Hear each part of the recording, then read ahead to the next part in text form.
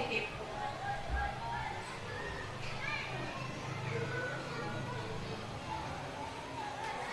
Baiklah, saya akan membacakan susunan acara pada hari ini, yakni sebagai berikut. Yang pertama, pembukaan. Yang kedua, sambutan. Yang ketiga, pemaparan aksi nyata. Yang keempat, tanya jawab. Dan yang kelima, penutup. Acara pertama yaitu pembukaan. Marilah kita bersama-sama membuka acara ini dengan membaca basmalah. Bismillahirrahmanirrahim. Selanjutnya, sambutan dari Bapak Kepala Sekolah. Kepada Bapak kami persilakan. Assalamualaikum warahmatullahi wabarakatuh. Alhamdulillah wa syukurillah wa la ilaha illallah wa la haula wa la quwwata illa billah. Yang saya hormati Bapak Ibu staf SD 1 Kampung. Alhamdulillah, puji syukur kita panjatkan kepada Allah Subhanahu wa taala berkat ridhonya jiwa pada hari ini kita berkumpul di ruangan ini guna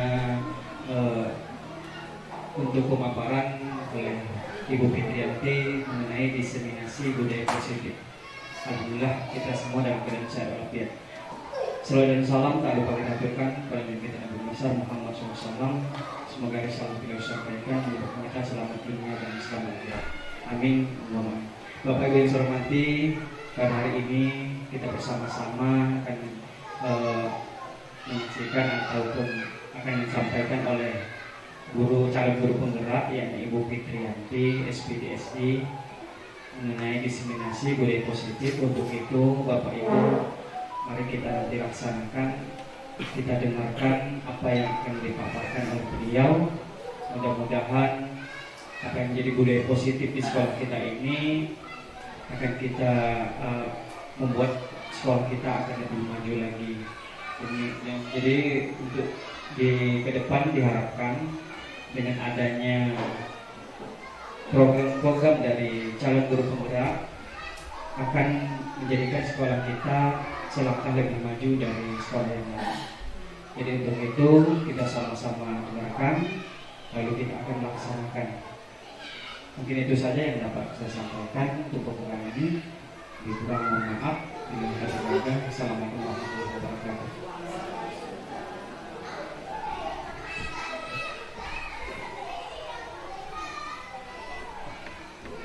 Terima kasih kami sampaikan kepada Bapak Kepala Sekolah. Selanjutnya, pemaparan aksi nyata diseminasi budaya positif yang akan disampaikan oleh Ibu Fitriyanti. Kepada Ibu kami persilakan. Assalamualaikum warahmatullahi wabarakatuh. Yang terhormat Bapak Kepala Sekolah SD Negeri 1 Lampung, yang saya hormati Bapak Ibu Dewan Guru beserta staf SD Negeri 1 Lampung. Puji syukur kehadirat Allah Subhanahu wa taala perkara kami dan beliau tidak diberikan kesempatan mengikuti acara kita, yaitu diseminasi budaya positif calon guru penggerak angkatan 10 Kabupaten Ogan Komering Ulu Timur. Salawat beriring salam tak lupa kita sanjungkan kepada junjungan kita Nabi Agung Nabi besar Muhammad SAW. Semoga kita mendapatkan syafaatnya hingga akhir zaman. Amin ya rabbal alamin. Terima kasih saya ucapkan kepada Bapak Kepala Sekolah dan Bapak Ibu Dewan Guru beserta staf yang telah berkenan hadir mengikuti acara diseminasi budaya positif ini. Dan saya sangat bangga, saya sangat bersyukur karena Bapak Ibu Guru selalu memberikan support dan dukungannya untuk acara-acara yang ada di sekolah kita. Apalagi sekarang ada program guru penggerak. Sebelum saya masuk ke inti acara, di sini saya sebagai calon guru penggerak angkatan 10 Kabupaten Ogan Komering Ulu Timur, saya ingin memaparkan hasil dari apa yang saya pelajari di modul 1.4 ini. Sebelumnya saya mohon maaf, di sini saya bukan mengajari Bapak Ibu, ataupun di sini bukannya saya merasa pintar, saya merasa lebih, atau saya merasa apalah. Tapi di sini saya menyampaikan apa apa yang saya dapatkan dari program guru penggerak ini, khususnya di modul 1.4. Di sini sebenarnya Bapak Ibu Dewan Guru itu sudah terlebih dahulu memakan garam, memakan gula dan sebagainya. Itu maksudnya pahit manisnya di dalam proses pembelajaran. Tentu Bapak Ibu itu lebih berpengalaman dari saya. Jadi di sini saya hanya sedikit lebih awal belajar tentang budaya positif pada program guru penggerak ini. Baiklah Bapak Ibu, saya mulai ke inti acara, itu pemaparan diseminasi budaya positif. Mungkin Bapak Ibu akan bertanya-tanya, apa itu diseminasi? Diseminasi itu adalah pemaparan atau penyebar luasan ide atau gagasan tentang budaya positif ini ke halayak ramai, ke suatu kelompok atau ke beberapa kelompok tentang apa itu budaya positif. Di sini di program guru penggerak ini memang banyak pelajaran yang dapat kita ambil untuk memajukan sekolah kita. Banyak sekali hal-hal yang dapat kita tiru, banyak sekali hal-hal yang dapat kita ambil dari program guru penggerak ini. Di sini di budaya positif ini sebenarnya di sekolah kita ini sudah banyak sekali budaya-budaya positif yang sudah kita jalankan atau sudah kita lakukan selama beberapa tahun ini. Sebelum saya ikut di program calon guru penggerak ini, saya masih merasa awam tentang budaya positif. Mungkin hanya sedikit tahu tentang budaya positif itu seperti ini. Tapi setelah saya belajar di modul 1.4 ini pada program guru penggerak ini, akhirnya saya tahu apa itu budaya positif, bagaimana cara menerapkannya, dan bagaimana cara yang harus kita lakukan untuk menumbuhkan budaya positif terhadap kita sebagai pendidik dan juga kepada murid kita sebagai peserta didik. Dalam modul 1.4 di konsep utama modul budaya positif, di situ ada 6 konsep. Yang pertama itu ada perubahan paradigma, kemudian belajar disiplin positif, yang ketiga kebutuhan dasar manusia, keempat motivasi perilaku manusia, yang kelima posisi kontrol restitusi, yang keenam keyakinan kontrol segitiga restitusi. Ini yang akan kita bahas pada hari ini.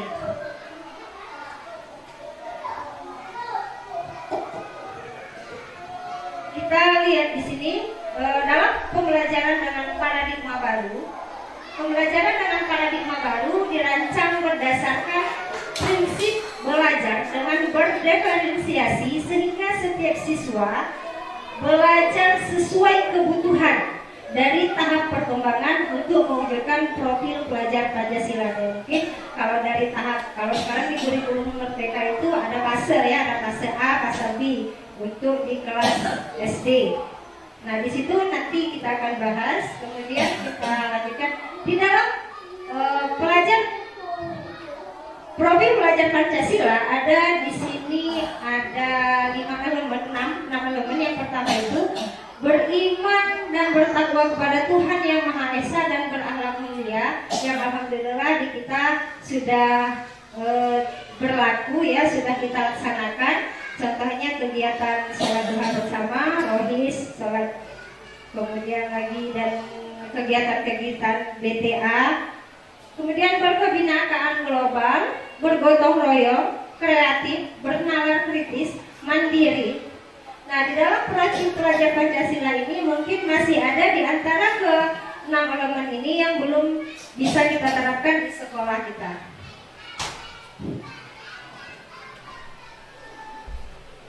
Yang pertama kita akan bahas, yang kedua tentang disiplin positif. Disiplin positif itu merupakan salah satu cara menerapkan disiplin yang bertujuan untuk menumbuhkan kesadaran serta berdayakan anak untuk melakukan sesuatu tanpa sogokan, ancaman, hukuman, ataupun arahan. Di dalam disiplin, biasanya kita pernah mendengar dalam budaya budaya kita, budaya mana disiplin itu kita manai menjadi sesuatu yang dilakukan seseorang yang kita hubungkan dengan ketidaknyamanan. Kita merasa agak tertekan, dengan terpaksa mungkin ya. Kita sebagai pendidik, kita belajar disiplin positif ini tujuannya adalah untuk menciptakan anak-anak yang memiliki disiplin diri, sehingga mereka bisa berperilaku dengan mengacu pada nilai-nilai kebajikan universal dan memiliki motivasi intrinsik dan motivasi ekstrinsik. Apa itu motivasi intrinsik dan apa itu motivasi ekstrinsik? Di sini akan saya jelaskan sedikit yang masalah motivasi intrinsik. Motivasi intrinsik itu motivasi yang ada dari dalam diri siswa itu sendiri, atau motivasi yang ada dari diri kita sendiri tanpa harus disuruh orang lain atau tanpa harus diarahkan orang lain. Contohnya, misalnya saya contohkan, anak tidak harus tanpa harus kita suruh, dia sudah melakukan pekerjaan seperti contohnya piket ya, tanpa harus kita suruh, tanpa harus kita arahkan, dia sudah melakukan hal-hal tersebut. Itu merupakan motivasi intrinsik, motivasi yang ada dari dirinya sendiri tanpa harus disuruh. Begitupun juga dengan diri kita sebagai pendidik, kita harus memiliki motivasi intrinsik. Tapi di sini kebanyakan kita masih melakukan sesuatu itu karena adanya motivasi ekstrinsik. Motivasi ekstrinsik itu adalah motivasi dari luar diri kita sendiri. Contohnya, saya contohkan, anak tidak melakukan apa-apa tanpa harus ada arahan dari kita. Contohnya ya, misalnya, coba nak buang dulu sampah itu. Dia baru membuang sampah itu kalau kita suruh. Kalau tidak kita suruh, dia tidak akan melakukannya. Tapi di sini untuk menemukan motivasi intrinsik harus adanya motivasi ekstrinsik. Contohnya ya, kita di motivasi ekstrinsik ini tidak usah jauh-jauh dari diri saya saja. Contohnya, misalnya di saat jadwal piket, mungkin ada yang merasa terbebani, tetapi tetap melaksanakan. Kenapa? Karena di situ ada motivasi ekstrinsiknya. Karena mungkin takut kepada atasan atau tidak enak sama rekan. Itu merupakan motivasi ekstrinsik. Walaupun dengan terpaksa kita lakukan, lama-kelamaan motivasi ekstrinsik itu nanti akan menjadi kebiasaan. Yang kita kerjakan, dan dari kebiasaan itu akhirnya akan membudaya. Dari budaya itu maka timbullah motivasi intrinsik. Karena sudah biasa, akhirnya jadi terbiasa. Benar kata pepatah, kalau bisa akan terbiasa. Awalnya kalau kita biasa datang lebih pagi, mungkin ya, tidak usah saya contohkan kemana-mana, dari diri saya sendiri saja. Bagaimana kita bisa memberikan motivasi ekstrinsik kepada anak, sedangkan diri kita sendiri saja tidak melakukannya? Bagaimana kita akan menimbulkan motivasi intrinsik kepada anak, sedangkan motivasi ekstrinsik ini tidak kita berikan kepada anak? Di sini kita, bukan saja saya, tapi seluruh anggota keluarga di sekolah ini, kita akan belajar bersama-sama menerapkan budaya positif, baik itu secara perlahan-lahan maupun mungkin secara otodidak ya. Kita lanjutkan.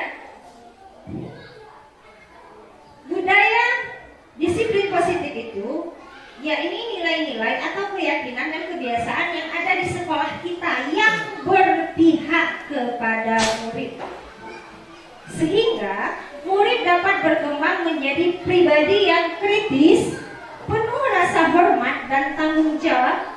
Dalam hal ini dukungan dari lingkungan sekolah sangatlah dibutuhkan. Nah, di sini ada kata-kata menjadi pribadi yang kritis, penuh rasa hormat dan tanggung jawab ini masih sedikit sekali di sekolah kita. Peserta didik itu yang memiliki rasa tanggung jawab hanya ada sebagian, tapi memang ada, tapi hanya sebagian. Nah, bagaimana caranya kita menumbuhkan rasa tanggung jawab ini kepada peserta didik? Di sini kita sebagai pendidik seharusnya kita menjadi contoh untuk peserta didik. Memang untuk mewujudkan budaya positif itu tidak mudah membalikkan telapak tangan. Tidak semudah kita membalikkan telapak tangan. Tetapi di sini membutuhkan proses yang sangat panjang dan membutuhkan beberapa ada hal dan ada rintangan-rintangan yang harus kita hadapi. Tapi insya Allah kalau dengan niat dan tekad yang kuat, insya Allah kita bisa. Dan saya yakin semua warga sekolah itu lambat laun nanti akan ada perubahan. Disiplin positif juga diperoleh dalam waktu yang tidak singkat, membutuhkan waktu yang lama. Kita melakukan kebiasaan dari hal-hal kecil yang sederhana. Contohnya membiasakan anak membuang sampah pada tempatnya, membiasakan anak permisi sebelum atau sesudah keluar kelas di saat jam pelajaran. Kalau kita biasakan, insya Allah nanti akan membudaya dan hal itu akan menjadi budaya positif yang mencerminkan sekolah kita. Dari kebiasaan-kebiasaan yang membudaya itu, peserta didik tidak akan mudah terhapus hal-hal yang menjadi karakter sekolah kita. Saya contohkan misalnya yang saya lihat di sini yang sudah menjadi ciri khas sekolah kita itu di kegiatan keagamaan. Alhamdulillah ya, di kegiatan keagamaan itu di sekolah kita sudah mulai menjadi ciri khas dari SD Negeri 1 Kampung ya. Seperti ada beberapa budaya positif yang ada di sekolah kita yang kita lakukan setiap hari Senin sampai Jumat. Di sini mungkin ada sebagian foto yang tidak tercantum. Yang pertama di sini ada kegiatan sholat duha bersama, kan kadang setiap 1 bulannya kita melakukan kegiatan sholat duha bersama yang kita adakan di lapangan. Alhamdulillah ini sudah berjalan. Kemudian di sini ada bersalaman setiap habis acara SKJ. Ini merupakan budaya positif yang akan menumbuhkan rasa hormat peserta didik atau siswa kepada pendidiknya. Kemudian di sini ada budaya positif lagi yang patutnya ditiru dan alhamdulillah di kita sudah lama berjalan, infak atau sedekah Jumat. Ada lagi kegiatan kerja gotong royong atau Jumat bersih. Di sini sudah mulai sepertinya kegiatan ini yang sudah mulai terkikis gotong royong. Sudah jarang ya, anak harus dipaksa, anak harus diarahkan, anak harus dipanggil tanpa ada kesadaran dari mereka, tanpa ada motivasi intrinsik dari dalam diri mereka. Tapi tidak apa-apa kalau belum ada motivasi intrinsik. Kita sebagai pendidik, kita tumbuhkan, kita dorong mereka dengan cara menumbuhkan motivasi ekstrinsik terlebih dahulu. Kita buat aturan, tetapi aturan itu tidak harus terlalu keras, tidak harus terlalu mengikat. Kemudian ada lagi kegiatannya pramuka, drum band, dan pentas seni. Ini kegiatan-kegiatan positif yang ada di sekolah kita. Mungkin ada lagi kegiatan-kegiatan yang lainnya seperti angklung dan yang lainnya yang tidak termasuk di gambar ini. Mohon maaf ya Bapak Ibu. Kita lanjut ke materi selanjutnya, yaitu ada kebutuhan dasar manusia. Nah, di sini ada 5 kebutuhan dasar manusia. Kita sebagai manusia itu ada 5 kebutuhan. Yang pertama, kebutuhan untuk bertahan hidup. Kemudian yang kedua, kasih sayang dan rasa diterima. Yang ketiga, penguasaan. Keempat, kebebasan. Dan yang kelima, kesenangan. Dari 5 kebutuhan ini, Ini semuanya ada pada diri kita. Mungkin kita bertahan hidup, contohnya kita butuh makan, kita butuh pakaian dan sebagainya, itu kan sudah termasuk kebutuhan hidup dan sebagainya.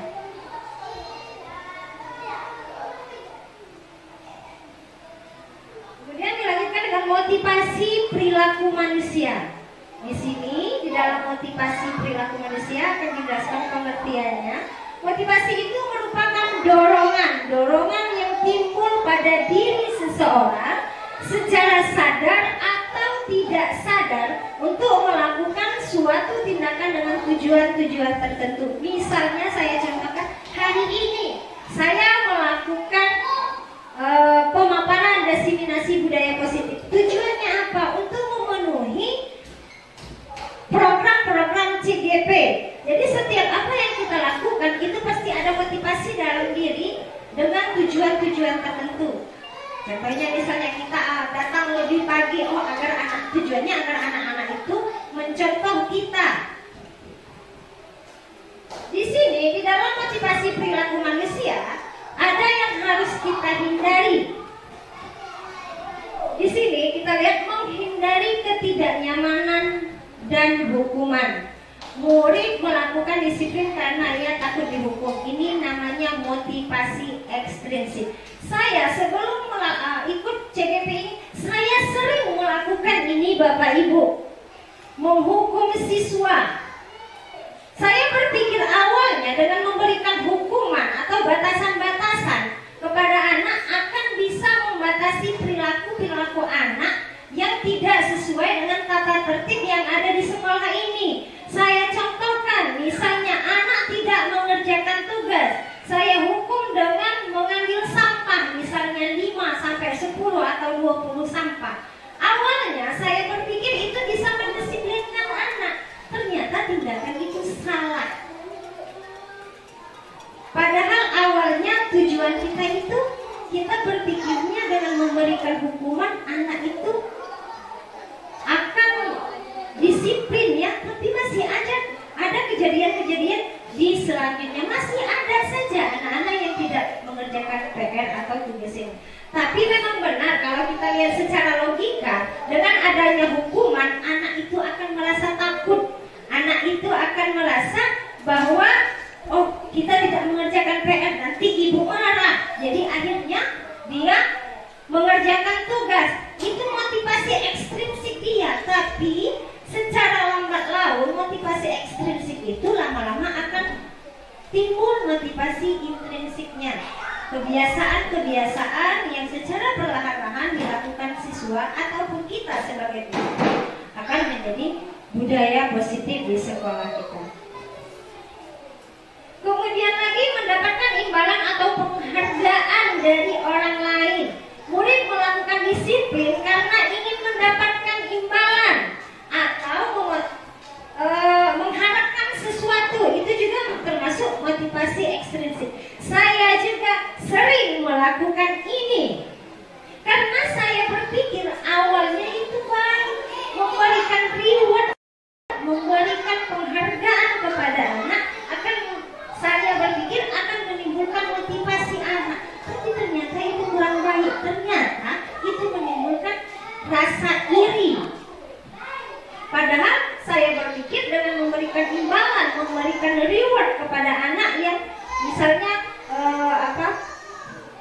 mendapatkan nilai 100, saya kasih reward, entah itu bentuknya uang, entah itu bentuknya apa.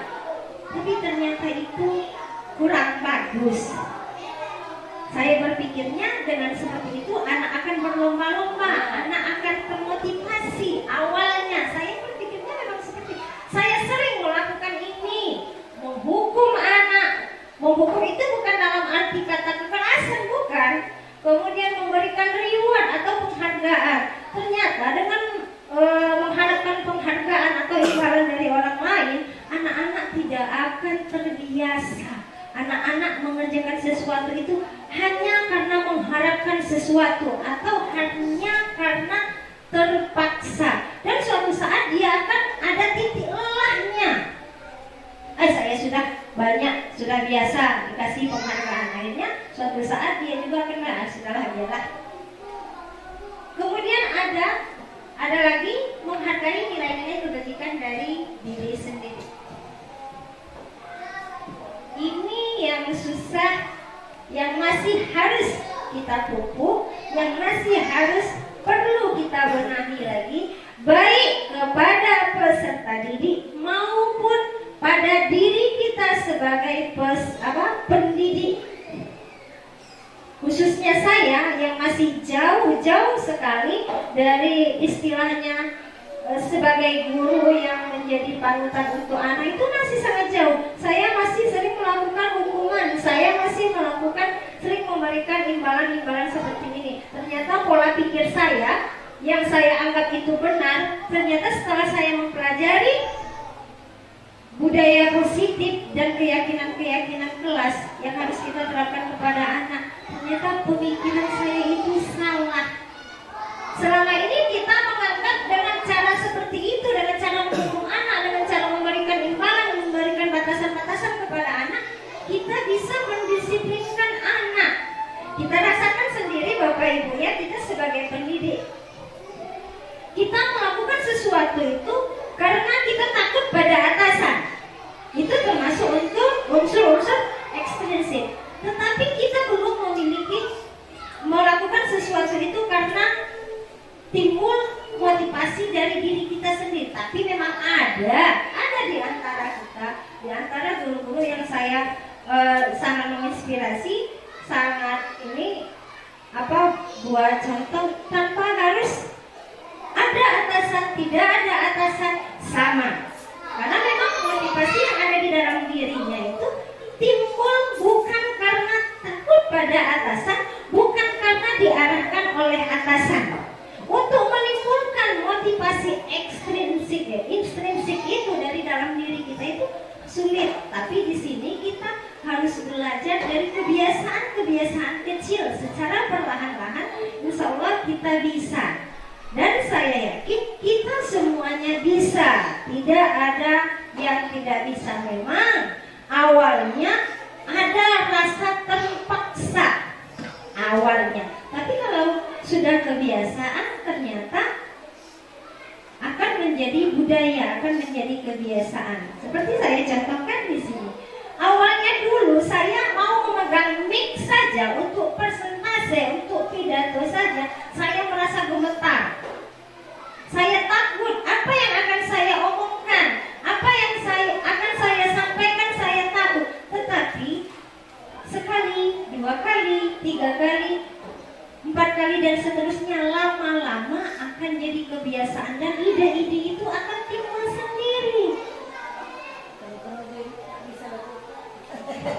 Grogi itu di awal Bu, di awal, di pertama, kedua, ketiga. Kita coba, kita paksakan. Kenapa orang lain bisa, saya tidak bisa? Itu prinsip yang sering saya pakai.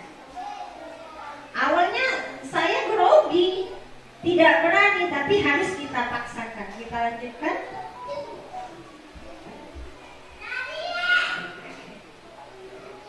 Ada konsep disiplin dengan identitas gagal. Ini yang membuat disiplin budaya positif itu gagal. Ya, ini kita sering memberikan hukuman itu tadi, memberikan hukuman dan memberikan penghargaan. Ini yang masih sering saya lakukan. Mungkin sebagian guru sama dengan saya, masih melakukan hal-hal ini, memberikan hukuman. Kalau tidak mengerjakan PR, kita kasih hukuman ini. Kalau misalnya dia tidak memakai seragam, kalau dia tidak mematuhi aturan-aturan, kita masih sering memberikan hukuman. Walaupun hukuman itu dalam arti tidak berat, tidak menyakitkan. Tetapi dengan memberikan hukuman itu ternyata menyakitkan bagi anak, bukan saja bagi anak, bagi diri kita sendiri juga. Kalau misalnya ada hukuman dari atasan atau atasan lagi, harus seperti ini. Kalau tidak, hasilnya seperti ini, konsekuensinya ini. Kadang ada gerutu di dalam hati ya Bapak Ibu. Sama seperti anak. Kemudian anak tidak nyaman. Murid merasa takut. Karena takut akhirnya dia kerjakan. Karena dia takut kalau tidak mengerjakan PR, besok saya pasti kena marah oleh ibu. Akhirnya dikerjakan. Tapi itu bagus sebenarnya, motivasi ekstrinsik. Tapi ternyata itu tidak boleh. Kemudian murid menyembunyikan kesalahan. Akhirnya karena adanya hukuman, anak-anak sering menyembunyikan kesalahan. Ujungnya berbohong. Anak-anak bisa berbohong karena kita menerapkan hukuman. Dan murid-murid menjadi rendah diri karena kita memberikan kepada si A hingga dia dicemoohkan atau dia disisihkan oleh kawan-kawannya dan menimbulkan rasa rendah diri dan rasa minder. Kemudian lagi kita memberikan penghargaan. Ternyata penghargaan itu tidak efektif. Padahal kita beranggapan kalau mengasih penghargaan itu tidak harus materi yang besar atau penghargaan yang tertentu apa, dari hal-hal kecil saja seperti memberikan reward apa. Ternyata itu tidak efektif. Apalagi kalau di kelas rendah, kelas 1, 2, 3, padahal anak-anak merasa senang ya Bapak Ibu kalau kita kasih reward, anak-anak sepertinya terlihat bersemangat. Tetapi itu tidak efektif, akan menimbulkan kecemburuan sosial. Kemudian akan merusak hubungan atau ada rasa iri di antara teman-temannya, mematikan kreativitas siswa, menghukum dengan sistem ranking, ini masih merampas hak anak dan sebagainya. Nah ini yang bisa kita terapkan secara perlahan-lahan ya di sekolah kita. Konsep disiplin dengan identitas sukses. Ini yang harus kita pelajari terlebih dahulu. Saya sebagai CGP di sini juga masih belajar Bapak Ibu ya. Kita sama-sama belajar dan saya berharap setelah ini ada yang mendaftar CGP dari sekolah kita. Biar menambah wawasan dan pengalaman serta kemajuan untuk sekolah kita ya. Ada konsekuensi, kita membuat konsekuensi. Konsekuensi itu sebenarnya saya berpikir awalnya itu sama saja dengan memberikan hukuman, tetapi konsekuensi ini lebih sederhana. Kalau hukuman tadi mungkin lebih ke arah yang tidak baik ya, tapi di sini kalau membuat konsekuensi sepertinya kalau misalnya kita membuat keyakinan kelas, kalau mau keluar di saat jam pelajaran harus izin terlebih dahulu atau harus angkat tangan terlebih dahulu untuk meminta izin. Itu juga konsekuensi kelas atau keyakinan kelas. Kemudian lagi perlu memonitoring berkelanjutan, kita harus memonitor kegiatan-kegiatan kita atau yang pembuatan konsekuensi tadi dengan siswa. Kita membuat konsekuensi ini bukan guru yang membuat ya, tapi kita harus berkomunikasi dengan siswa, guru dan siswa, bukan hanya guru saja. Kemudian ada stimulus respon. Murid menghormati peraturan, murid akan kehilangan untuk merenungi kesalahannya. Dia tidak akan mengingat-ingat lagi kesalahannya ya. Kemudian restitusi atau konsep disiplin. Di sini ada 5 konsepnya. Yang pertama, murid bertanggung jawab untuk melakukan atau murid bertanggung jawab untuk perilaku yang dilakukannya. Fokus pada pemecahan masalah dalam jangka panjang. Murid menghormati dirinya dan orang lain. Kemudian ada teori kontrol, dirinya yang memegang kontrol. Kemudian murid lebih bersemangat. Dalam konsep disiplin, nah di sini ada pendekatan restitusi, sebuah cara untuk menanamkan disiplin positif pada murid. Apa itu restitusi? Restitusi itu adalah proses menciptakan kondisi bagi murid untuk memperbaiki kesalahan mereka sehingga bisa kembali pada kelompok mereka dengan karakter yang lebih kuat. Ini menurut Buscemi pada tahun 2004. Ciri-ciri restitusi. Yang pertama, bukan untuk menebus kesalahan dari kesalahan. Kedua, memperbaiki hubungan. Yang ketiga, tawaran bukan paksaan. Selama ini kita melakukan paksaan. Kemudian menuntut untuk melihat ke dalam dirinya, bukan untuk menyalahkan dirinya. Kemudian mencari kebutuhan dasar yang mendasari tindakannya dan fokus pada karakter, bukan tindakan untuk menguatkan dan fokus pada solusi.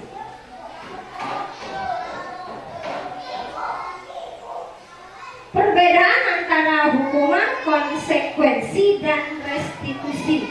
Di sini ada contoh kasus siswa sering terlambat datang ke sekolah. Mengapa saya mengambil kasus ini? Siswa sering datang terlambat ke sekolah karena saya lihat memang ada beberapa siswa yang sering terlambat ke sekolah ya.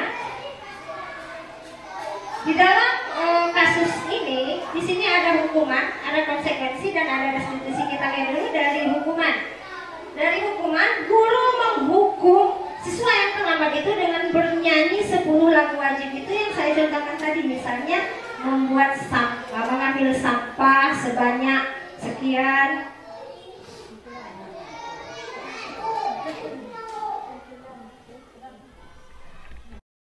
Di sini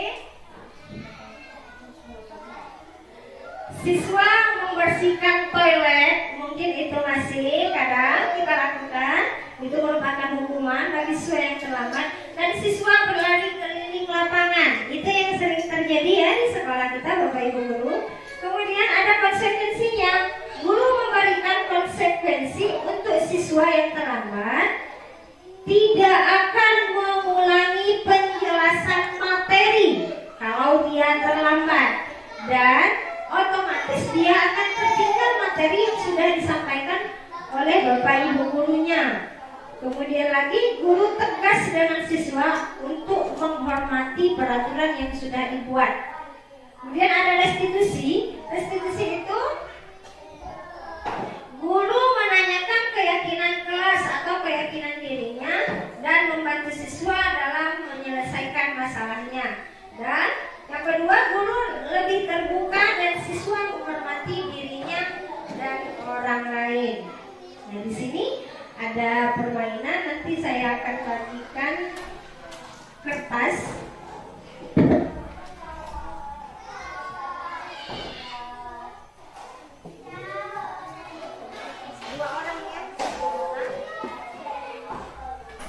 Satu orang menuliskan kata yang berharga bagi dirinya. Terserah.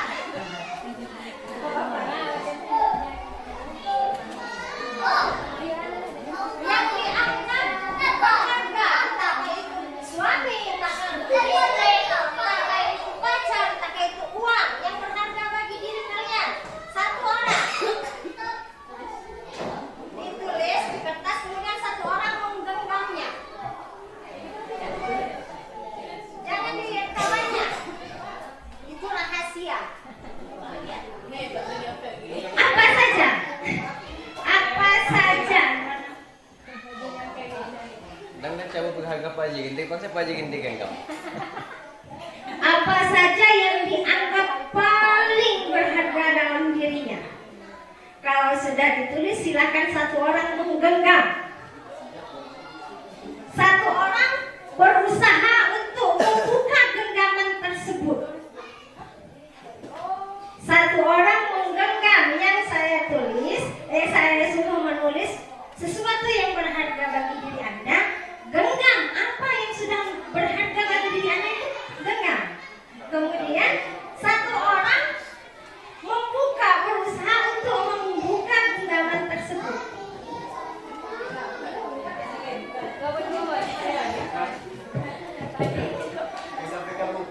Apa yang akan terjadi itu menunjukkan identitas diri kita. Bagaimana usaha Anda? Apakah dengan rayuan atau dengan usaha apa? Lakukan dengan kreativitas masing-masing. Tidak bisa dengan kekerasan, dengan kelembutan, atau dengan rayuan, atau dengan apa?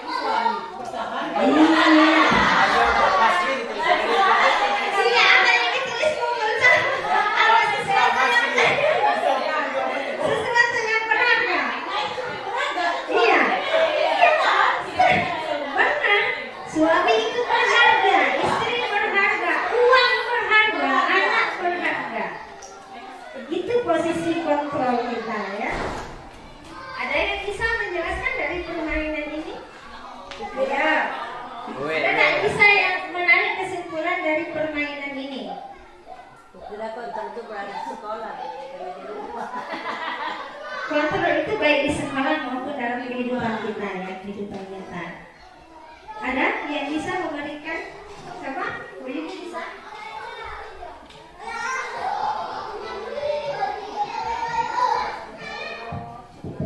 Ya, oke. Assalamualaikum warahmatullahi wabarakatuh.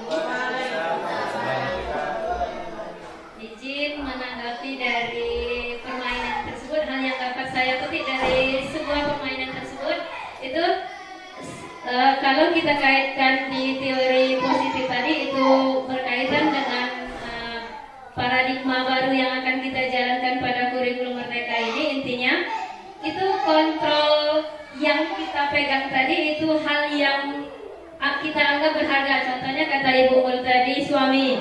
Ya, suami itu sangat berharga bagi kita semua. Itu khusus yang istri berarti ya. Kalau yang laki-laki berarti istrinya ya, yang sangat berharga.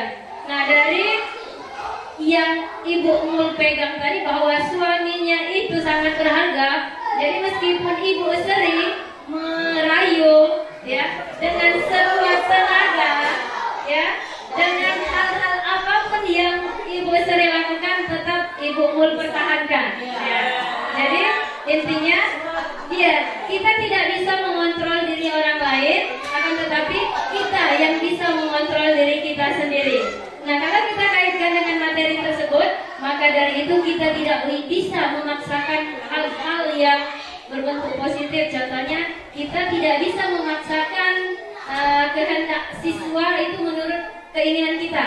Karena di kurikulum Merdeka ini, sistem kita itu adalah kita yang menuntun siswa, kita yang akan memahami peserta didik kita. Karena di antara siswa, di sebanyak apapun yang ada di dalam kelas kita, contoh ada 20 siswa itu memiliki keunikan atau pribadi yang berbeda-beda, memiliki karakteristik yang berbeda-beda. Jadi kita yang harus memahami, kita yang harus mengikuti keinginan mereka. Ada yang dengan cara merayu, ada yang dengan cara memaksa. Tetapi kalau di apa yang dijelaskan Bu Fitriyanti tadi, hal-hal yang positif itu sebenarnya tidak mudah yang akan kita lakukan ya Bapak Ibu ya. Rasanya tidak mungkin kita akan melakukan hal-hal itu semua, tetapi dengan lama-kelamaan kita akan terbiasa, kita akan berusaha semaksimal mungkin untuk memahami karakteristik peserta didik itu sendiri dengan berbagai cara. Jadi kitalah yang menghamba pada siswa. Kalau sebenarnya menghamba itu hal yang tidak masuk akal sebenarnya kalau pada guru, pada zaman dulunya.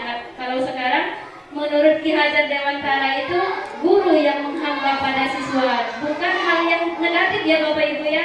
Itu hal yang positif, kita yang memahami peserta didik itu, memahami karakter peserta didik kita itu, karena mereka itu memiliki karakter yang berbeda-beda. Jadi dengan segala cara kita berusaha untuk memahami mereka mencapai sebuah tujuan.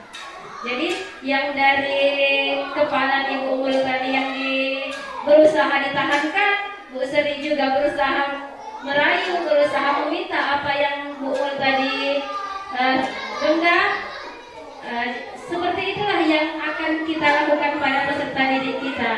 Kita itu hanya sekedar contoh saja.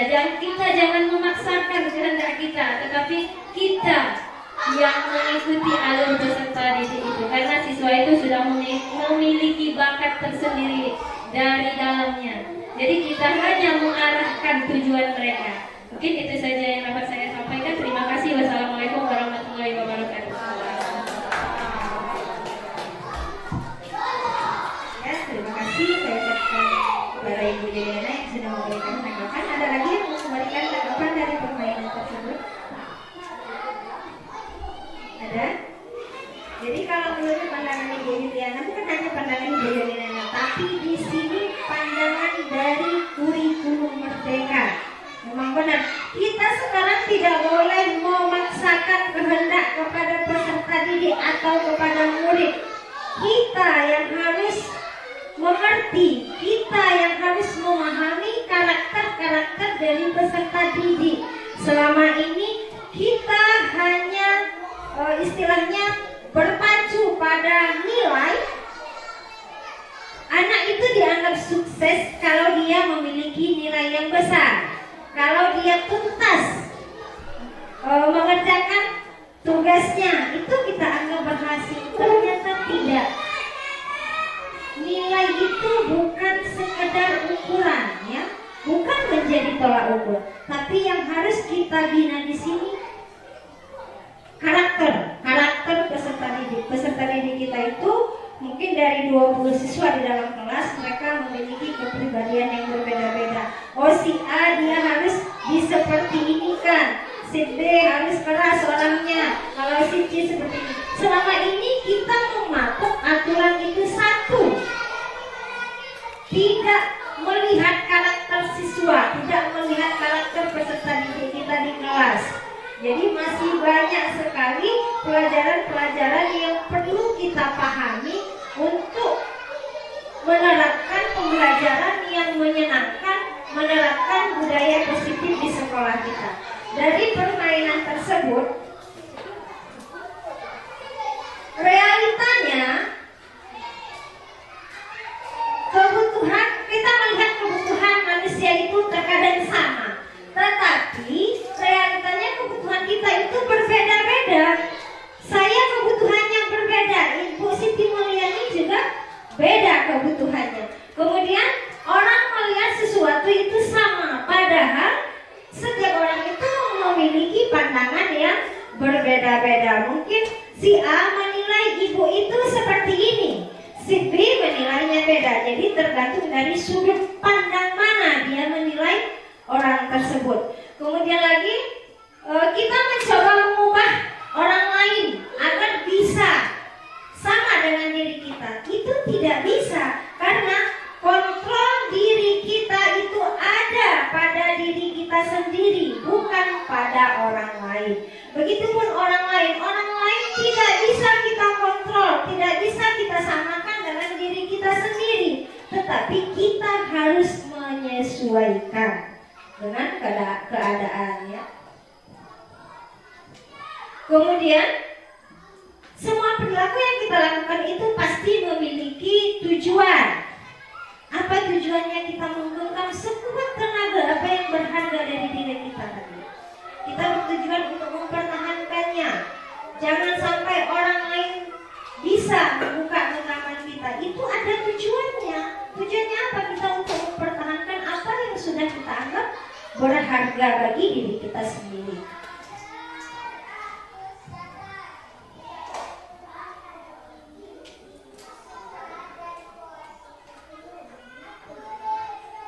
Di dalam posisi kontrol itu ada 5 posisi kontrol. Kita sebagai pendidik terkadang masih melakukan ada sedikit kesalahan, ya, terutama saya. Yang saya koreksi itu pada diri saya sendiri. Ada posisi 5 kontrol, yaitu yang pertama penghukum. Kita sebagai pendidik masih sering melakukan posisi kontrol penghukum. Contohnya tadi yang saya contohkan, anak tidak mengerjakan PR, sana kamu keluar ambil sampah. Itu sudah namanya penghukum, tanpa kita mendengarkan alasan apa kenapa dia tidak mengerjakan PR. Alasannya tidak kita dengar, kita langsung menghukum anak. Kamu tidak selesai mengerjakan PR, silakan keluar ambil sampah. Masih sering kita lakukan, terutama saya. Ternyata itu tidak efektif di dunia pendidikan. Sama mungkin di rumah. Terkadang kita keras kepada anak-anak, bukan saja Bapak Ibu, saya juga di rumah. Kalau anak saya tidak sholat, saya hukum.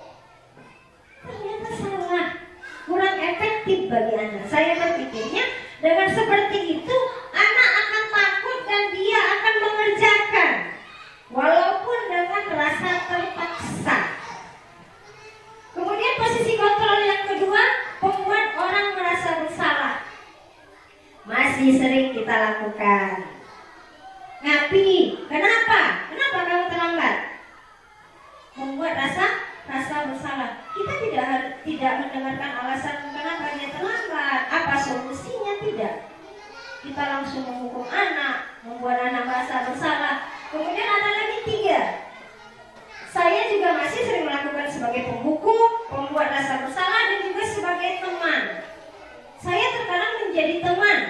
bagi anak-anak bercerita. Tapi ternyata posisi kontrol sebagai teman ini juga kurang efektif. Akhirnya anak itu merasa manja.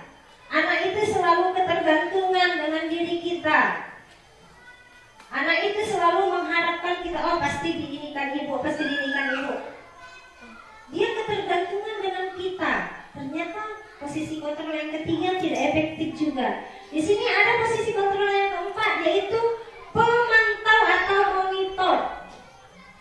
Hanya memonitor atau mengawasi tindakan anak tanpa membuat solusi.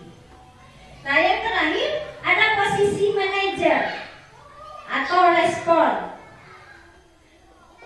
yang menunjukkan tanggung jawab guru dalam posisi terakhir. Manajer adalah posisi mentor di mana guru berbuat sesuatu bersama murid, mempersilahkan murid mempertanggungjawabkan apa yang dia lakukan, mendengarkan alasan-alasan yang dia lakukan, mendengarkan apa yang akan dia sampaikan tentang kesalahan yang sudah dia perbuat, dan guru juga mendukung murid agar dapat menemukan solusi atas permasalahan dirinya.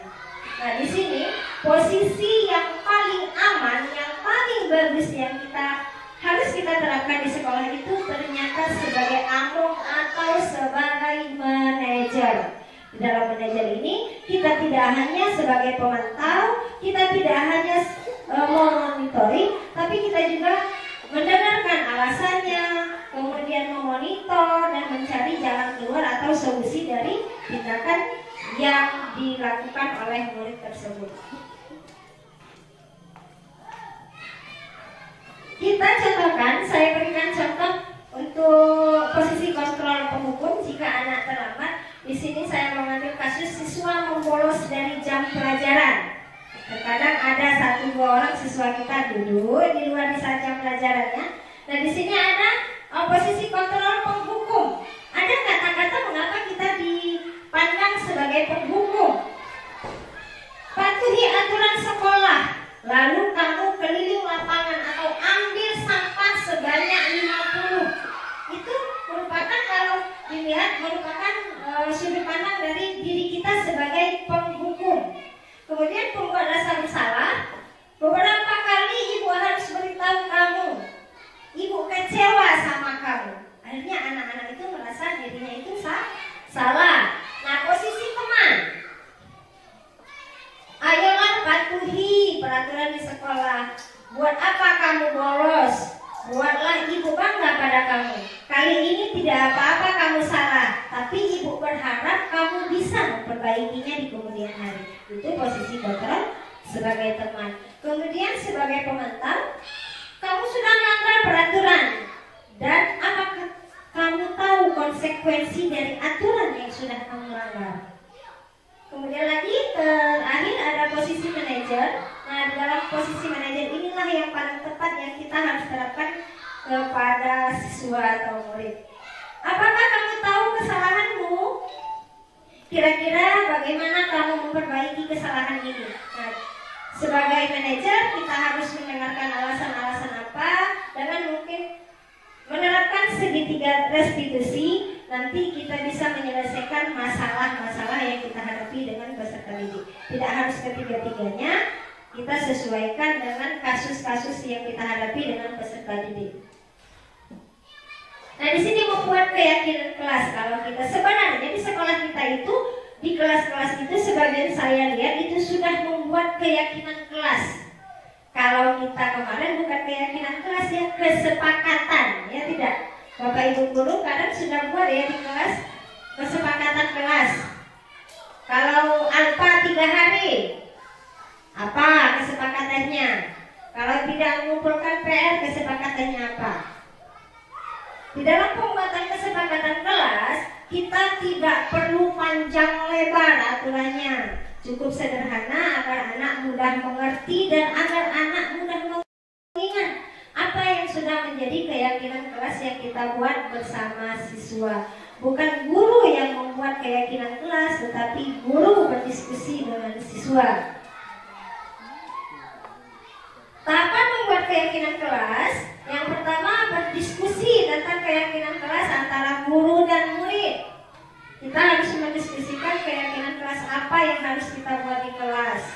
Kemudian merumuskan peraturan menjadi keyakinan kelas dan menempelkan keyakinan kelas di dinding di dalam kelas, mungkin dengan dalam bentuk gambar, poster ataupun tulisan-tulisan yang menarik. Di sini saya contohkan keyakinan kelas 6A yang mungkin dulu pernah dibuat tapi tidak ditulis dan tidak ditempel, hanya sekedar cerita, hanya sekedar ucapan, tidak ditulis dan tidak ditempel. Etika masuk kelas dalam pembuatan keyakinan kelas.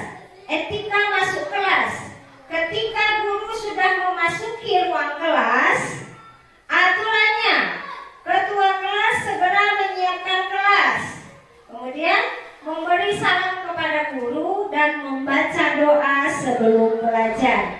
Itu keyakinan kelas atau etika murid di saat guru sudah memasuki kelas.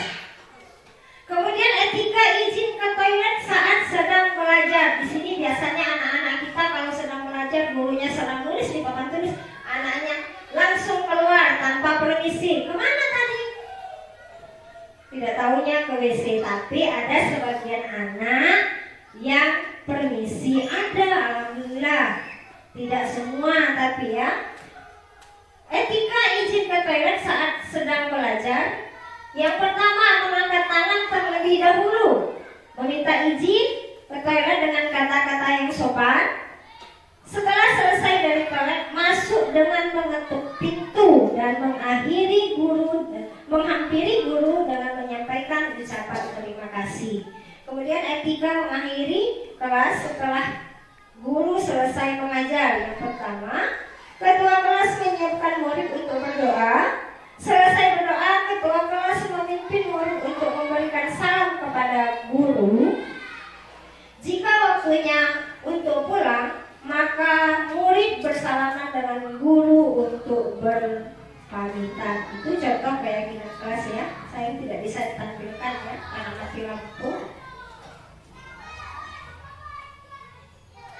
Pembuatan keyakinan kelas itu tulisannya lebih abstrak, berupa pertanyaan universal, kata-katanya lebih singkat dan mudah dimengerti, dan semua warga kelas harus terlibat, baik guru maupun murid, bukan hanya guru yang membuat. Kemudian ada segitiga restitusi. Nah, di sini yang harus kita terapkan di segitiga restitusi pada permasalahan-permasalahan yang akan kita jumpai atau kita hadapi pada siswa. Yang pertama, menstabilkan identitas. Kita menanyakan kenapa atau apa alasan siswa tersebut melakukan kesalahan atau pelanggaran. Kemudian validasi tindakan yang salah. Validasi tindakan yang salah ini kita mendengarkan, kita menanyakan kepada siswa alasannya, kemudian keyakinan kelas apa yang sudah dia langgar.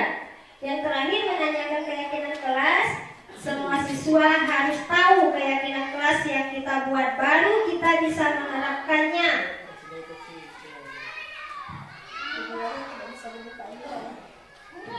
Nah, di dalam penerapan program disiplin positif, hendaknya guru memiliki standar kepribadian, profesional, dan sosial yang baik. Bagaimana guru mampu berefleksi pada posisi kontrolnya saat ini, bagaimana perjalanan dirinya sebagai among atau posisi manajer yang menuntut murid menjadi insan yang mandiri, merdeka, dan bertanggung jawab, itu menurut standar pendidikan nasional. Demikianlah pemaparan dari saya, yaitu desiminasi budaya positif. Mungkin dalam penyampaiannya kurang berkenan di hati Bapak Ibu tentang materi desiminasi budaya positif, dan kita berharap, saya berharap, semua berharap agar kita bisa menerapkan budaya positif di sekolah kita ini, walaupun dalam bentuk perlahan-lahan atau sedikit demi sedikit dari diri kita terlebih dahulu, baru kita membuat orang lain mengikuti apa yang kita lakukan. Tapi dalam tanda kutip, kita melakukan kegiatan-kegiatan positif. Demikian lebih dan kurangnya saya mohon maaf. Mungkin dalam penyampaian ini kira-kira ada kata-kata yang membuat Bapak Ibu tersinggung ataupun merasa tidak nyaman. Saya mohon maaf, tidak ada tujuan saya seperti itu. Saya hanya menyampaikan apa yang saya pelajari dari modul 1.4 ini dan apa yang saya lihat kenyataannya di lapangan atau di SD Negeri 1 Kampung ini. Tidak ada maksud untuk memojokkan, tidak ada maksud untuk istilahnya menonjolkan diri saya, dan tidak ada maksud untuk menganggap Bapak Ibu itu kurang disiplin atau tidak melaksanakan budaya positif, tidak. Tapi semua hanyalah saya memenuhi tugas saya sebagai CJP Angkatan 10 ini untuk melakukan aksi nyata saya. Lebih dan kurangnya saya mohon maaf yang sedalam-dalamnya, dan kepada Allah saya mohon ampun. Wabillahi taufiq wal hidayah. Wassalamualaikum warahmatullahi wabarakatuh. Terima kasih kepada Ibu Fitrianti. Selanjutnya kita masuk ke sesi tanya jawab. Kepada Bapak Ibu guru yang ingin bertanya, waktu dan tempat kami persilakan. Karena tidak ada lagi yang ingin bertanya, langsung saja kita ke terakhir yang ini penutup. Mari kita tutup acara hari ini dengan membaca hamdalah. Alhamdulillahirabbil alamin. Demikianlah rangkaian acara pada hari ini. Terima kasih kepada semua pihak yang telah berpartisipasi. Mohon maaf atas segala kekurangan dan terima kasih. Wassalamualaikum warahmatullahi wabarakatuh.